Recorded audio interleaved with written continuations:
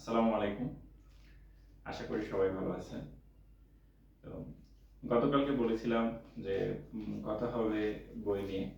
তো আজ থেকে আমি বই নিয়ে আপনাদের সাথে কথা বলা শুরু করতেছি। তো আজকে একটা বই নিয়ে আপনাদের সাথে ডিসকাশন করার জন্য আসছি। তো এটা বলার উদ্দেশ্য মেইনলি এটা না যে আমি কিছু জানছি, শিখছি আর বা বুঝতে পারছি। এখন হচ্ছে টিচারগিরি করা ব্যাপারটা এরকম না। বিষয়টা হচ্ছে এরকম যে আমি যা জানছি তা আমি আপনাদের মাঝে শেয়ার করে দিতে চাই।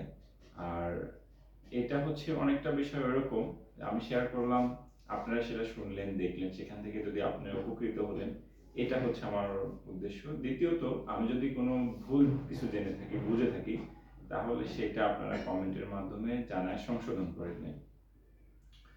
তো আপনাদের শেখানো কাউকে উদ্দেশ্য এরকম না। উদ্দেশ্যটা আমার হচ্ছে যে আমি নিজে যা জানতে পারছি, বুঝতে পারছি এবং আমি মনে করছি যে যারা আমার বন্ধু আছে, শুভাকাঙ্ক্ষী আছে, ওভারঅল আমার পরিচিত জন যারা আছেন সবাই যাতে এই জিনিসগুলো জানে। তো সেই উদ্দেশ্যকে সামনে রেখে আমার হচ্ছে বই নিয়ে কথা বলা বা এই ভিডিও তৈরি করা। বিষয়টা অনেকটা এরকম যে যেমন আমরা জানি যে আমাদের মাদ্রাসাতে যে সমস্ত হাফেজরা থাকেন ওনারা হাফেজি পড়েন, শেষ করেন, এরপরে আবার কি করেন, শুনানি দেয়। আপনারা এটাকে একটা শুনানি মনে করতে পারেন, আপনারা এইটা মনে করেন না যে আমি আপনাদেরকে লেকচার দিতে আসছি বা আপনাদেরকে কিছু শিখাইতে আসছি, ঠিক আছে? তো আমি চাচ্ছি আমি যা জানি আপনারা সেটা শুনলেন, জানলেন। তো এর দ্বারা কি হলো, আপনার উপকার হইতে পারে। আর আমি যদি ভুল কোনো ইনফরমেশন জানি সেটা আপনি সংশোধন করে দিতে পারেন। ইভেন আপনি যদি মনে করেন যে আমার এই রিলেটেড আরো অনেক কিছু জানার মতো আছে, সেটাও আপনি আমাকে সাজেস্ট করতে পারেন, আমি এটা খুশি মনে নিয়ে নেব। তো যারা কথা না বললে আজকে শুরু করতেছি। আজকে যে বিষয়টা নিয়ে কথা বলবো সেটা হচ্ছে অর্থনীতি। আপনারা জানেন যে আমাদের ব্যক্তি, পরিবার, সমাজ এবং রাষ্ট্র জীবনে অর্থনীতি খুবই গুরুত্বপূর্ণ একটা ব্যাপার। মানে অর্থনীতির সাথে আমরা খুবই অন্তরঙ্গভাবে জড়িত হয়ে আছি, অথচ অর্থনীতির অনেক বিষয় আছে যে বিষয়গুলোকে আমরা ভালো মতো বুঝি না। তো না বোঝার ফলে কি হয়, না বোঝার ফলে যেটা হয়, আমরা এই ব্যাপারগুলোতে অজ্ঞ থাকি। আর অজ্ঞ থাকলে আমরা এখানে ক্ষতির সম্মুখীন হওয়ার খুব সম্ভাবনা থাকে, সেটা ব্যক্তি জীবনে হোক, পরিবার জীবনে হোক, সমাজ জীবনে বা রাষ্ট্র জীবনে। তো অর্থনীতির অনেক টার্মস আছে, অনেক শব্দ আছে যেগুলো আমরা ভালো মতো বুঝি না, বা এগুলো শুনলে আমাদের মাথার উপর দিয়ে যায় যে এটা কি জিনিস, এরকম আমাদের একটা ফিল হয়। যেমন শেয়ার বাজার যদি বলি, এরপরে সূচক, বন্ড বা সঞ্চয়পত্র কি, এরপরে রিজার্ভ, বিশ্ব ব্যাংক, এরপরে জাতীয় অর্থনীতি, বাজেট, বেকারত্ব, মুদ্রাস্ফীতি, মুদ্রা সংকোচন, এই যে শব্দগুলো বললাম, আমরা অনেকেই আছে এই শব্দগুলো আমরা প্রতিনিয়ত শুনে থাকি, খবরের পত্রিকার মাধ্যমে শুনে থাকি, নিউজ পেপারে পড়ে থাকি, তো বিভিন্ন আলোচনায় শুনে থাকি, অথচ এই জিনিসগুলো আমরা বুঝি না। তো একটা জিনিস না জানাটা বা জানতে না বোঝাটা, এর ফলে আমরা অনেক সময় অনেক রকম ক্ষতির সম্মুখীন হতে পারি। আর দ্বিতীয় কথা হচ্ছে যে এই জিনিসগুলো আমাদের প্রত্যেকের জানা উচিত, কারণ এখানে আমাদের কন্ট্রিবিউট করার অনেক কিছু আছে। এখন আমরা যদি নাই জানি, এই জিনিসগুলো না বুঝি, তো নিজের ব্যক্তি জীবন তথা একদম রাষ্ট্র জীবন পর্যন্ত এখানে আমাদের কন্ট্রিবিউট করার কোনো উপায়, অপশন থাকে না। তো এই জিনিসগুলো আমাদের প্রত্যেকের জানা বোঝা দরকার। আপনাদের মনে আছে কিনা, আমাদের এর আগে একজন সাবেক অর্থমন্ত্রী, উনি এক সাংবাদিকের প্রশ্নের উত্তরে এরকম একটা কথা বলছিলেন যে আমি শেয়ার বাজার বুঝি।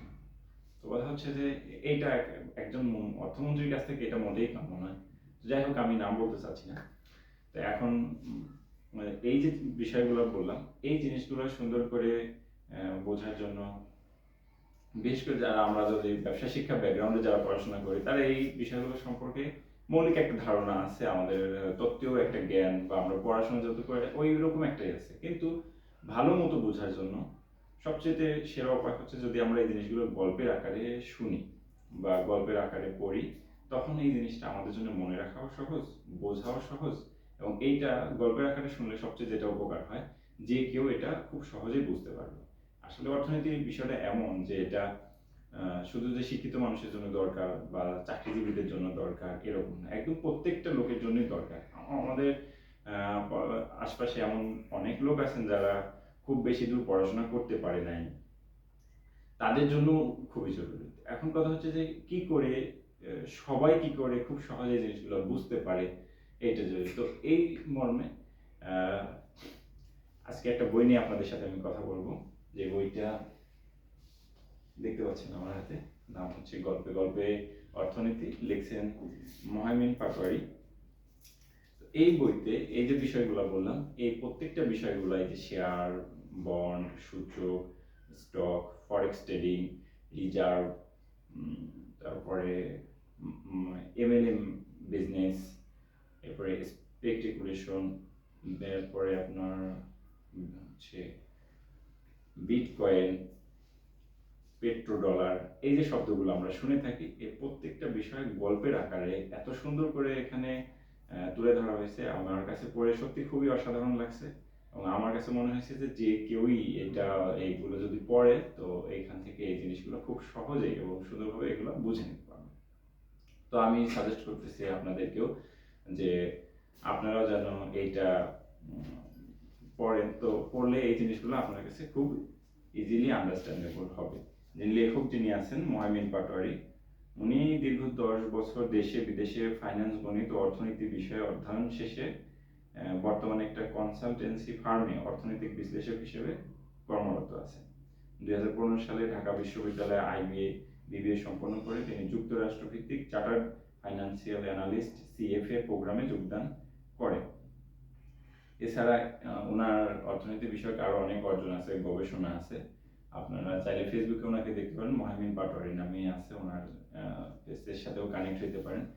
আর বই থেকে যেটা বললাম যে এই বইটা আপনারা পড়তে পারেন, এখানে এই অর্থনীতির এই যে বিষয়গুলো খুব সুন্দরভাবে সাবলীলভাবে উপস্থাপন করা হয়েছে। তো আপনারা যদি এখান থেকে কোনো গল্প শুনতে চান, কোনো বিষয় যদি আপনাদের স্পেসিফিক কোনো বিষয় জানতে চান, সেটা কমেন্ট করে জানান, আমি সেই গল্প নিয়েও এর পরবর্তী ভিডিওতে হাজির হব। তো সবাইকে ধন্যবাদ।